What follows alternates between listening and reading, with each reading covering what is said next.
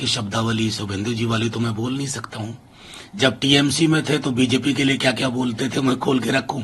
ऐसे लोग जो अवसर पाकर के इधर से उधर हो जाएं, फिर उनके बयान की गरिमा उसमें भरोसा नहीं रहता है।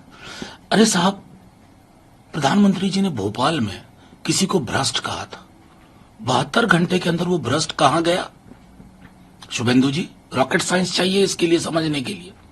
थोड़ा आईना सामने रखा कीजिए, अतीत भी दिखेगा और भविष्य भी दिखेगा।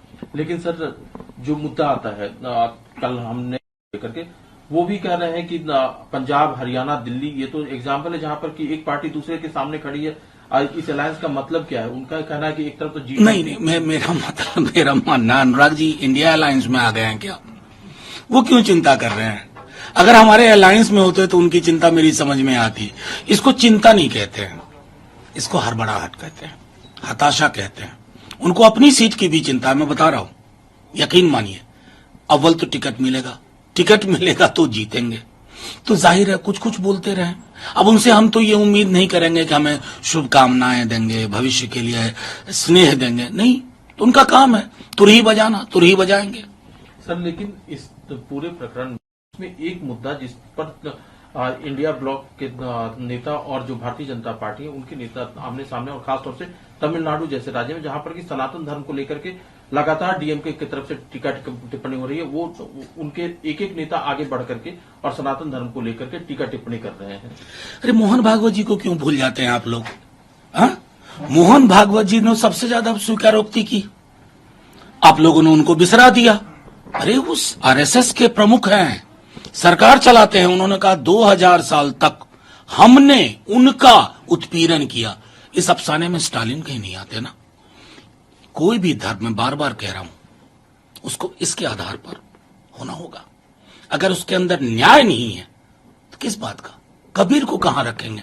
मैंने तो कई बार आपके माध्यम से कहा, अंबेडकर जी की 22 प्रतिज्ञाओं का क्या होगा? क्या बना रहे हो इस देश को भाई? बौनी समझ, बौनी सोच, बहुत विशाल हृदय है। विसंगतियां हैं, संवाद से दूर होंगी, उसका इंतजार किया जाए। कुछ कूद करके कोई कुछ बोलने लगे जिसको ना समझ है। अरे सीवर में उतर के मरने वाले की जाति क्यों नहीं बदल रही है? क्यों, क्या बोलोगे इस पर? को किसी के पास कोई जवाब नहीं है। बस सनातन सनातन सनातन मिल गया कि लगा अब मेरा सारा दुख दर्द दूर हो जाएगा, लोग सनातन में ही डूब जाएंगे, वोटिंग कर देंगे। No, it won't happen. लेकिन सर, एक जो और मुद्दा है, अलग अलग तरह की मांगे हैं। इसमें महाराष्ट्र है जहां पर कि मराठा आरक्षण को लेकर के लगातार आंदोलन भी हुए हैं।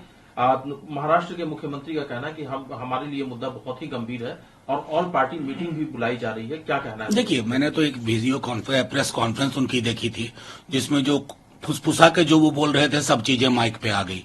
उन्होंने सिर्फ माइक पे ये कहा था कि चलो किसी तरह अभी टाल दो इसको। ये गंभीरता है।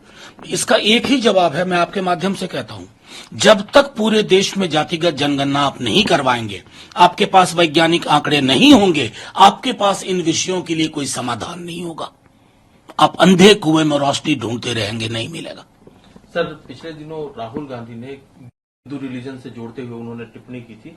गिरिराज सिंह का कहना है कि राहुल गांधी ने एक भी रिलीजियस टेक्स्ट बुक नहीं पढ़ा है। अगर उन्होंने एक भी रिलीजियस टेक्स्ट बुक पढ़ा होता तो इस तरह की टिप्पणी मैं इस पर टिप्पणी भी नहीं करना चाहता। ये हालत हो गई हमारे देश की। गिरिराज सिंह जी, आपसे ज्यादा हम सब ने पढ़ा है। आपकी पढ़ाई सिर्फ हिंदू मुसलमान इंडिया पाकिस्तान तक है। अपने मंत्रालय को आप कितना समझते हैं मैं जानता हूं। कभी आइए सामने आमने बैठ के बात करिए। उन्होंने क्या कहा था? जो उन्होंने कहा था उसका जवाब नहीं है। राहुल जी ने कहा था मैंने ये टेक्स्ट पढ़े हैं, इसमें जिस हिंदू धर्म की अवधारणा है बीजेपी का उससे कोई लेना देना नहीं। इसका जवाब है नहीं होगा। शिखा रख लेने से ही सिर्फ हिंदू नहीं होता है, ये ध्यान रहे। सर, एक और सवाल है। बिहार में छापेमारी हुई है और इस बार जिनके घर छापेमारी हुई वो जनता दल यूनाइटेड के एमएलसी हैं, राधाचरण सेठ। इनके हाथ में आप ईडी क्यों बोलते हैं? मुझे बहुत कष्ट होता है, सच मानिए। ईडी के अधिकारियों के लिए बुरा लगता है। सीबीआई के, ये अमित शाह जी हैं, मोदी जी हैं। ये ईडी सीबीआई आईटी नहीं है, ये दोनों हैं फ्रंट पे। इन्हें विपक्ष से ऐसे ही लड़ना है। कल अभिषेक जी को बुलाया गया, राधाचरण सेठ जी, 2 दिन पहले लालू जी के लिए दिया गया अलग से सप्लीमेंट्री, ये अभी अप्रैल मई तक चलेगा, क्योंकि ये क्लूलेस है। इसलिए बेकार आप बेचारे अधिकारियों को बड़ी मेहनत से पढ़ाई करके यहाँ आते हैं। ये नरेंद्र मोदी जी और अमित शाह जी हैं, साफ साफ बोल